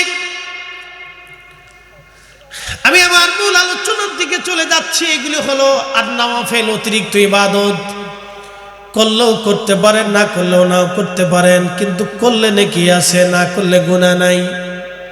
কিন্তু যেহেতু করলে নেকি আছে, সেহেতু নেকের কাজ যত ছোট হোক আমরা ছাড়ব না। আল্লাহ কবুল করুক, জোরে জোরে বলেন আমিন। প্রিয় উপস্থিতি, হাজিরিন খুব মনোযোগ দিবেন। বলছিলাম ওলি হওয়ার জন্য হযরত ইব্রাহিম বিন আদম রাহমাতুল্লাহ আলাইহি তিনি চেষ্টা করলেন। আহা, 24 বছর পরে আল্লাহর পথে সাধনায় তিনি পাশ করলেন। এরপরে তিনি বের হয়ে গেলেন মক্কাতুল মুকাররমায়, দীর্ঘদিন আল্লাহর পথে কাটাইতে লাগলেন। দীর্ঘ যাবত আল্লাহর পথে কাটাইতে কাটাইতে ইব্রাহিম বিন আদহাম রাহমাতুল্লাহ আলাইহি মক্কায় হজ শেষ করে তিনি চিন্তা করলেন, আমি বাইতুল আকসা থেকে একটু ঘুরে ঘাড়ে আসি। হযরত ইব্রাহিম বিন আদহাম বাইতুল আকসায় রওনা করবেন, এমন সময় তিনি চলে গেলেন খেজুরের দোকানে। চিন্তা করলেন এক সা খেজুর কিনবো। এক সা খেজুর কিনে প্রত্যেক দিন সন্ধ্যায় 2টা খেজুর দিয়া সেহরির সময় 2-3টা খেজুর দিয়ে আমি সেহরি করবো এবং ইফতার করব। সারাদিন রোজা রাখবো, সারা রাত আল্লাহর ইবাদত করব, সারাদিন পথ চলবো। এইভাবে আমি সফর করতে করতে বাইতুল আকসায় যাব। বাইতুল আকসায় যে কিছুদিন ইবাদত করে এরপরে আমি আবার হেরেমে ফিরে আসব। তো খেজুরের দোকানে গেলেন খেজুর কেনার জন্য। তো এক সা খেজুর কিনলেন, কিন্তু একটা খেজুর ওনার বেশি চলে গেছে। ওই একটা খেজুর উনি ফেরত দেন নাই। ইব্রাহিম বিন আদহাম রাহমাতুল্লাহ আলাইহি এক সা খেজুর কিনলেন 350। একটা খেজুর বেশি গেছে। ওই খেজুর চিন্তা করলেন যে এটা তেমন মামুলি বিষয়, ফেরত না দিলেও চলবে। তো উনি ওই খেজুর নিয়ে টুপলার ভিতরে করে রওনা দিয়েছেন বাইতুল্লাহ থেকে বাইতুল আকসা। বাইতুল আকসার সফরে বাইতুল্লাহ থেকে বেরিয়েছে। তো যেতে যেতে যেতে যেতে যেতে যেতে 1 মাস সারাদিন রোজা রাখছে, সারাদিন পথ চলছে, সারা রাত্র আল্লাহর ইবাদত করছে, সন্ধ্যাবেলা 2-3টে খেজুর দিয়ে ইফতার করছে, রাত্রিবেলা 2-3টে খেজুর দিয়ে সেহরি করছে। বলেন আমরা পারবো? অসম্ভব। আবার সারা রাত্রের ইবাদত, সারা দিনে পথ চলা, 1 মাস পর্যন্ত কোনো ঘুম নাই। পারবেন? পারবেন না, অসম্ভব। চলছেন বাইতুল আকসাতে উপস্থিত হলেন। চিন্তা করলেন 1টা মাস আমি পরিশ্রম করলাম, সফর করলাম, আমি তো মুসাফির, তাহলে অন্তত একটা রাত আমি একটু বিশ্রাম করি, কালকে সকাল থেকে আবার ইবাদত শুরু করব। উনি বাইতুল আকসার বারান্দায় হাতের ডানার উপরে মাথা দিয়ে শুয়ে পড়লেন। বালিশ নেই, কাঁথা কম্বল কিছুই নাই, শুধু হাতের ডানার উপরে মাথা দিয়ে ইব্রাহিম বিন আদহাম রাহমাতুল্লাহ আলাইহি শুয়ে রইলেন। চিন্তা করলেন তাহাজ্জুদের সময় থেকে আবার ইবাদত শুরু করবো। এশার নামাজ পড়ে বিশ্রামে ঘুমিয়ে গেলেন। গভীর ঘুমে আচ্ছন্ন স্বপ্নের ভিতরে দেখলেন 2জন ফেরেশতা বাইতুল আকসার ভিতরে প্রবেশ করতেছে ওই বারান্দার দরজা দিয়ে। যে দরজার পাশে তিনি ঘুমানো ছিলেন, ইব্রাহিম বিন আদহাম রাহমাতুল্লাহ আলাইহি সেই দরজার পাশে ঘুমানো। দেখে 2জন ফেরেশতা হেঁটে হেঁটে বাইতুল আকসার ভিতরে যায়। একজন ফেরেশতা আরেকজনকে ডাক দিয়ে বলল, ভাই ওনাকে কি চিনো? বলে না। উনি জমানার ওলি ইব্রাহিম বিন আদহাম, বাদশা ছিল, আল্লাহ পাওয়ার জন্য বাদশাহী ছেড়ে দিয়ে দুনিয়া বিরাগী হইয়া মুজাহাদা করতে করতে বাইতুল আকসায় আসছে। কিন্তু আজকে 1 মাস হলো তার কোনো দোয়া, কোনো ইবাদত আল্লাহর দরবারে কবুল হয় না। আপনি মিলাদ আর দোয়া নিয়ে ঝগড়া করেন, এবার বুঝে যান। মিলাদ দোয়া নিয়ে ঝগড়া করেন, আল্লাহ ওনারা মনে হয় পাঠাইছে খালি দোয়া আর মিলাদ বন্ধ করার জন্য। আপনি সুদ বন্ধ করতে পারেন নাই। জানেন কত মুসলমান ধ্বংস? আপনি এই ওয়াজ থেকে বুঝে যাবেন যে কত মুসলমান ধ্বংস। আপনি শুধু এখান থেকে বুঝে যাবেন। আপনি দোয়া দরুদ বন্ধ করেন তো ফরজ হিসাবে আসে। কত মুসলমান শেষ হয়ে যাইতেছে, আপনি খালি এখানে চিন্তা করেন। ইব্রাহিম বিন আদহাম রাহমাতুল্লাহ আলাইহি চিন্তা করলেন, স্বপ্নের ভিতরে দেখে 2জন ফেরেশতা একজনকে বলে, আজকে 1 মাস হলো তার কোনো দোয়া, কোনো দুরূদ, কোনো ইবাদত কবুল হয় না। তো ফেরেশতা জিজ্ঞেস করলো কেন হয় না? বলে সে মক্কার বাজার থেকে 1 সা খেজুর কিনছিল, একটা খেজুর বেশি চলে আসছে, সে ফেরত দেয় নাই। ফেরত না দেওয়ার কারণে আজকে আল্লাহর দরবারে কোনো দোয়া ইবাদত তার 1 মাস হলো কবুল হয় না, কবুল হয় না, কবুল হয় না। এবার যদ্দূর করেন মিলাদ নিয়ে ঝগড়া করেন, যারা বন্ধ করবার চান তো করেন, আপনি বন্ধ করেন, তা আসলটা তো বন্ধ করতে পারেন না। মুসলমান যেটা থেকে মুসলমান হবে সেটা পারেন নাই তো। মুসলমানের যেটা প্রয়োজন সেটা মুসলমান পারে নাই। বলেন অজু ছাড়া নামাজ হয়? হালাল খাবার ছাড়া ইবাদত কবুল হয়? তো মুসলমান আপনি এই কাশীপুর থেকে শুরু করে এই সারা এই থানার নাম কি, তিতাস, তিতাসের ভিতরে পুরা থানা খোঁজ নিয়ে দেখেন যে কয়জনের ঘরে হালাল খাবার আছে। আপনি দেখেন, আপনি খুঁজেন, খুঁজলেই পাওয়া যাবে, তার বেশি দূর যাওয়ার দরকার নেই। পরে আপনার মাথা হেঁট হয়ে আসবে যে হুদা আমরা মিলাদ নিয়ে, দোয়া নিয়ে, দুরুদ নিয়ে, কোরআন খতম নিয়ে, এইগুলি নিয়ে ঝগড়া করতেছি, যেটা আসল সেটার খবর নাই। ইব্রাহিম বিন আদহাম ঘুম থেকে ওঠার পরে থরথর করে কাঁপতেছে, ইয়া রব্বি, কি ভুল হয়ে গেল আমার, কি সর্বনাশ হয়ে গেল আল্লাহ, কি ভুল হলো আমার আল্লাহ। এই সময় যদি আমার মৃত্যু হয়ে যায়, না জানি কি কত বড় সর্বনাশ আমার হয়ে যাবে, কত বড় সর্বনাশ হয়ে যাবে, কত বড় সর্বনাশ হবে। ইব্রাহিম বিন আদহাম রহমতুল্লাহ কাঁদতে কাঁদতে পেরেশান হয়ে গেছে, ইয়া রব, আমার মৃত্যু দিও না আল্লাহ, আমার হেরেম পর্যন্ত না পৌঁছানো, ক্ষমা না পাওয়া পর্যন্ত মৃত্যু দিও না আল্লাহ, আমি দিন আদায় না করা পর্যন্ত মৃত্যু দিও না। এই জন্য আল্লাহ রসুল কোন সাহাবী ইন্তেকাল করলে নবীজি তাকে কবর দেওয়ার আগে জিজ্ঞেস করতেন তার ঋণ কি পরিমাণে আছে, ঋণ কি পরিমাণে আছে। নবীজি তার ঋণ মওকুফ করার জন্য ঋণ খুঁজে খুঁজে পাওনাদারদেরকে এনে পাওনা মিটিয়ে দিতেন, না হলে ক্ষমা করাইতেন, আর না হলে গরিব সাহাবী হলে ধনী সাহাবীদেরকে ডেকে এনে বলতেন তার পাওনা মিটাও, তাকে পাওনার ঋণ রেখে কবরে দেওয়া যাবে না। আমার এখন ছেলে, বাপ মরে গেলে ছেলে কান্দে, আমার কি হবে, আমার কি হবে, নিজের চিন্তায় কান্দে, বাবা যে ঋণ আছে ঋণ মওকুফ করে চিন্তা করে না। আপনি আসলটা বুঝে যাবেন, আসলটা বুঝে যাবেন। প্রিয় উপস্থিতি, খুব মনোযোগ দিবেন। হযরত ইব্রাহিম বিন আদহাম রাহমাতুল্লাহ আলাইহি কাঁদতে কাঁদতে ফজরের নামাজ পড়ে আবার বের হলেন। তিনি আবার 1 মাস সফর করলেন। দোকানদারের কাছে এসে দেখলেন নতুন একজন ছেলে, যুবক সন্তান বসে আছে। ছেলেটা বসা, ইব্রাহিম বিন আদহাম রহমাতুল্লাহ আলাইহি সালাম দিয়ে বললেন, বেটারে, সন্তান আমার, বলো এই দোকানদার একজন মুরব্বী ছিল 2 মাস আগে। বলে হা। বলে তিনি কে? বলে তিনি আমার আব্বা যান। তিনি কোথায়? বলে হুজুর, তিনি 1 মাস আগে তিনি ইন্তেকাল করেছেন। বলে ছেলে আমার, বেটা আমার, তোমার আব্বা ইন্তেকাল করেছে? বলে হ্যাঁ। ছেলেরে, 2 মাস আগে তোমার আব্বার কাছ থেকে আমি 1 ছা খেজুর কিনেছিলাম।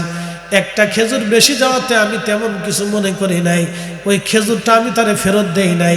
আজকে 2 মাস হলো আমার কোনো দোয়া, কোনো ইবাদত আমার কবুল হয় না। সন্তান রে, আল্লাহর বান্দা, তুমি আমার ওই একটা খেজুরের দিনা মাফ করে দাও। ছেলেটা ডাক দিয়ে বলল, হুজুর ক্ষমা করে দিবেন, ওই খেজুরের মালিক ছিল আমার আব্বাজান। আমার আব্বাজান আপনার কাছে খেজুর বিক্রি করেছিলেন। যখন আমার আব্বা খেজুর বিক্রি করেছিলেন তখন মালিক ছিল আমার আব্বা। ওয়ারিশ সূত্রে এখন মালিক আমরা 3 জন, আমি, আমার ছোট বোন, আমার মা। হুজুর, আমি আমার খেজুরের অংশ দিনা মাফ করে দিতে পারি, কিন্তু মায়ের অংশ, বোনের অংশ মাফ করার অধিকার আমার নাই। একবার জোরে বলেন আল্লাহু আকবার, আল্লাহু আকবার। ইয়া রাসূল, পবিত্র ঈদে মিলাদুন নবী জিন্দাবাদ, জিন্দাবাদ। কাশীপুর সুন্নি মহাসম্মেলন জিন্দাবাদ, জিন্দাবাদ। মুফতি জহুরুল ইসলাম ফরিদী সাহেব জিন্দাবাদ, জিন্দাবাদ। তেলের গাড়ি তেলে চলি,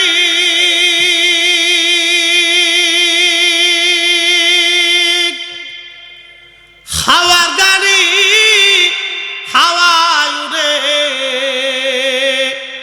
বিনা তেলে চালাই গাড়ি নবী সুলাইমান। আমরা সেই মুসলমান। একটু চিন্তা করেন তারা কেমন মুসলমান ছিল। ইব্রাহিম বিন আদহাম চোখের পানি ছেড়ে দিয়ে বলল, আহা, ভাবছিলাম আমি আল্লাহর ইবাদত করি না, একটা বালকের কাছে আজ আমি হেরে গেলাম। আল্লাহু আকবার। বলে বেটা, তুমি তোমার অংশ মাফ করা। বলে হুজুর, আমি আমার অংশ মাফ করে দিলাম। তোমার মার কাছে নিয়ে চলো। বলে মা বাড়িতে। বলে তোমার বাড়ি নিয়ে চলো। ইব্রাহিম বিন আদহাম বলেন, আমি বাড়িতে গেলাম, সালাম দিলাম, আসসালামু আলাইকুম রাহমাতুল্লাহ। পর্দার আড়াল থেকে এক মহিলা বলল, হুজুর কি জন্য আসছেন? আমি পরিচয় দেওয়ার পরে বললাম, বোন আমার, 2 মাস আগে আপনার স্বামীর কাছ থেকে 1 ছা খেজুর কিনেছিলাম। একটা খেজুর বেশি যাওয়ার কারণে আজকে 2 মাস হলো কোনো ইবাদত, কোনো দোয়া আল্লাহ আমার কবুল করে না। বোন রে, আমি দিনহীন আল্লাহর পথের একজন মুসাফির, আপনি আমার মাফ করে দেন। মহিলা ডাক ডাকাস, হুজুর ক্ষমা করে দিবেন, আমার স্বামী যখন খেজুর বিক্রি করেছিল তখন মালিক ছিল আমার স্বামী। আমার স্বামী আজকে দুনিয়ায় নাই, ওয়ারিশ সূত্রে আজকে আমরা 3 জন মালিক, আমার ছেলেটা, আমার মেয়েটা এবং আমি নিজে। হুজুর আমি আমার অংশ ক্ষমা করে দিতে পারি, কিন্তু আমার সন্তানের অংশ, মেয়ের অংশ ক্ষমা করার অধিকার আমার নাই। ইব্রাহিম বিন আদম কেঁদে দিয়ে বলল, বোন একই কথা আপনার ছেলেটাও বলছে। বোন আমার, আপনি ছেলের অংশ ক্ষমা করছে, আপনি আপনার অংশ মাফ করে দেন। বলে, হুজুর আমি আমার অংশ মাফ করতে পারি, কিন্তু আমার মেয়ের অংশ মাফ করার অধিকার আমার নাই।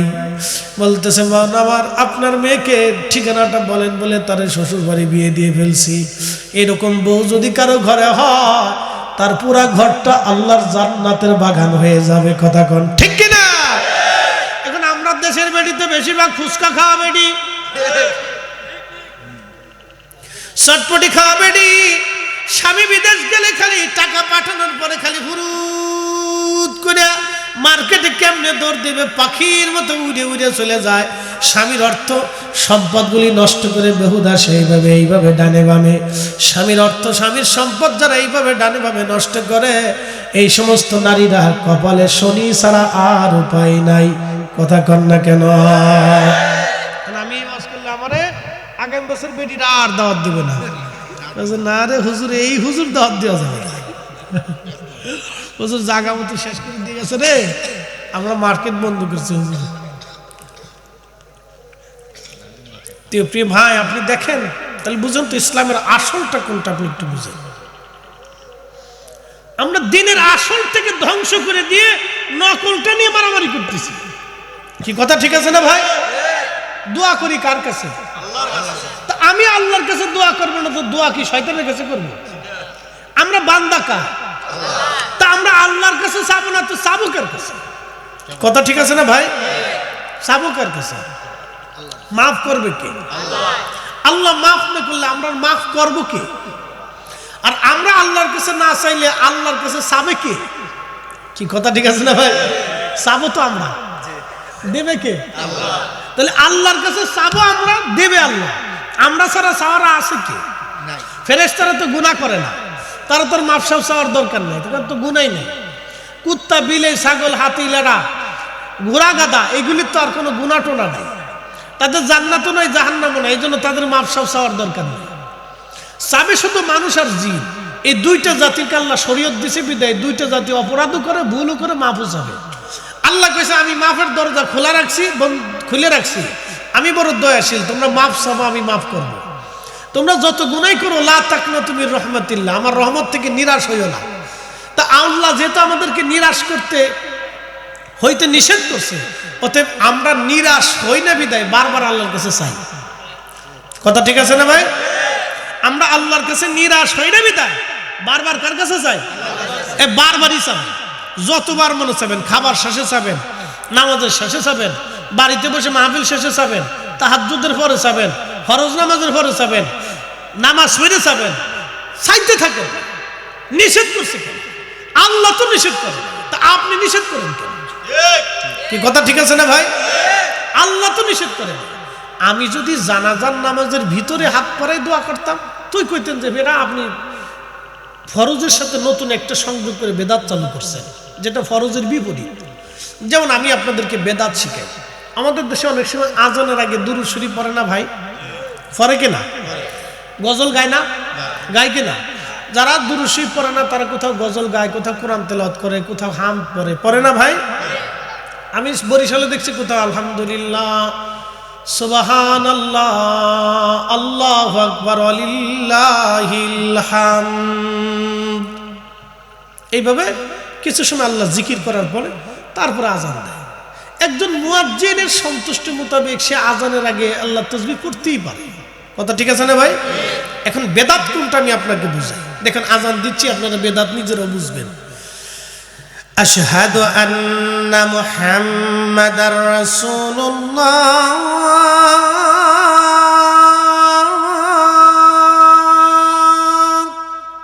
আসসালাতু ওয়াসসালামু আলাইকা ইয়া রাসূলুল্লাহ, আসসালাতু ওয়াসসালামু আলাইকা ইয়া হাবিবাল্লাহ, সুবহানাল্লাহ, আলহামদুলিল্লাহ, আল্লাহু আকবার।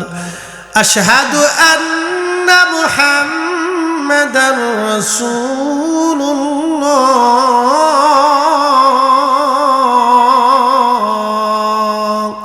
আসসালাতু ওয়াসসালামু আলাইকা ইয়া রাসূলুল্লাহ, আসসালাতু ওয়াসসালামু আলাইকা ইয়া হাবিবাল্লাহ, সুবহানাল্লাহ, আলহামদুলিল্লাহ, আল্লাহু আকবার। হাইয়া আলাস সালাহ,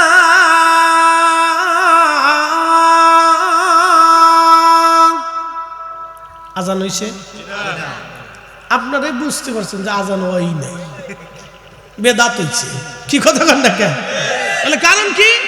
আমি মূল আজানের শব্দমালার সাথে কিছু যোগ করা এবং বিয়োগ করা, এটা হলো বেদাত। আমরা উল্টাটারে বেদাত বানাইছি। মূল আজানের শব্দমালার সাথে কিছু যোগ করা, কিছু বিয়োগ করা, এটা বেদাত। কি কথা কন না কেন?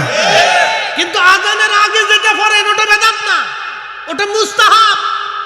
পড়লেও পড়তে পারে, না হলেও না পড়তে পারে, ওটা আজানের অংশ না, ওটা দুরুদের অংশ, দুয়ার অংশ, জিকিরের অংশ। কি কথা কন না কেন? বেদাত সুন্নাত বুঝাইতে পারছি? এই বুঝে থাকবে, ফিরে ফিরে ঝগড়া ঝগড়ি করে না, খালি আজের ঝগড়া। মানুষ সুদ খাই খেয়ে ধ্বংস হয়ে যেতেছে, এটার খবর নাই। এ তাহলে আজের ঝগড়া নিয়ে পড়ে গেছে। কষ্ট হইতেছে আপনাদের? আপনাদেরকে এগুলি বোঝানোর দায়িত্ব আমাদের।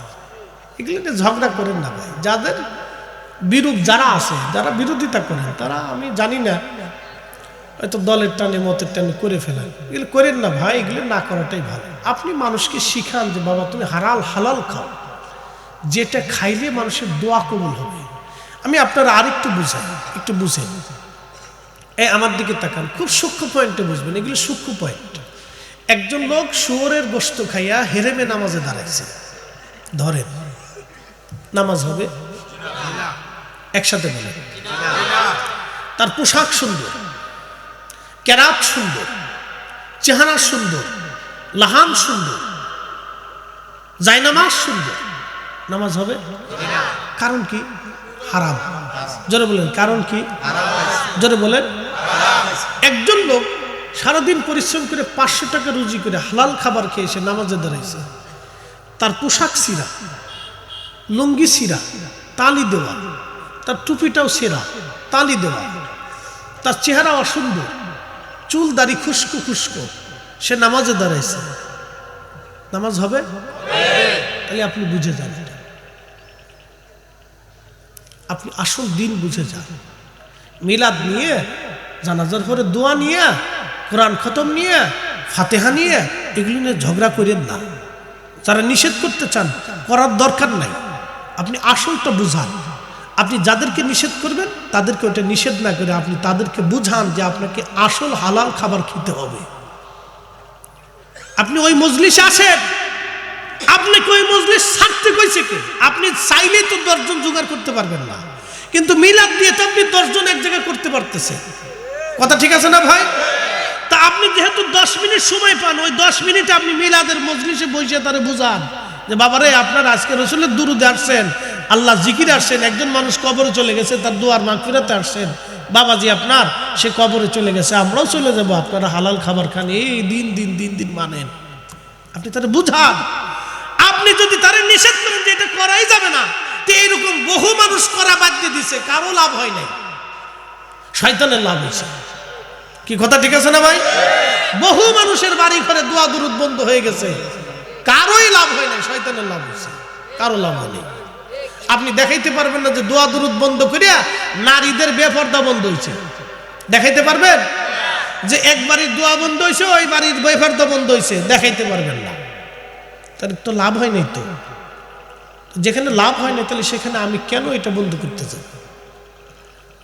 আপনাদেরকে আমি সূক্ষ্ম পয়েন্ট দিয়ে বুঝাইলাম। এটা হলো সুস্থতা বোধের গল্প আর কি। আমি 50-50 করে আপনাদেরকে বুঝাইলাম। তো আল্লাহ আমাদেরকে সহি সমঝ দান করুন, সকলে বলেন আমিন।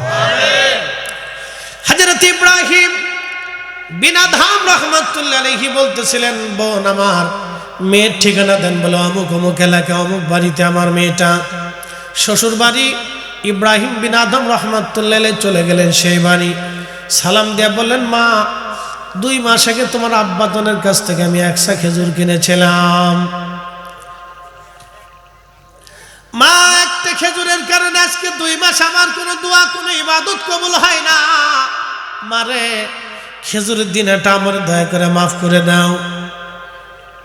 মেয়েটা ডাক দিয়ে বলতেছে, হুজুর ক্ষমা করে দিবেন, খেজুরের মালিক ছিলাম। আমার আব্বাজান খেজুর বেচার সময় আমার আব্বাজান ছিলেন মালিক, এখন খেজুরের মালিক হলাম আমি এবং আমার ভাই আর আমার মা। আমি আমার অংশ মাফ করতে পারি, কিন্তু আমার ভাইয়ের অংশ, বোনের অংশ, আমার ভাইয়ের অংশ, মায়ের অংশ মাফ করার অধিকার আমার নাই। চিৎকার মেরে জোরে বলেন আল্লাহু আকবার। তেলের গাড়ি তেলে চলে, হাওয়ার গাড়ি হাওয়ায় উড়ে, বিনা তেলে চালাই গাড়ি নবী সুলাইমান। আমরা সেই মুসলমান, আমরা সেই মুসলমান। ও আজ আমার শেষ কথা, আপনাদেরকে আশা করি বুঝাইতে পারছি। আমি অনেক দলিল দিলে বুঝাইতে পারতাম। বলতে হুজুর আপনি মিলাদের পক্ষে দলিল দেন, অনেক দলিল দিতে পারতাম। দোয়ার পক্ষে দলিল দেন, তো অনেক দলিল দিতে পারতাম। তো দলিল দিলে অনেক ভাইরা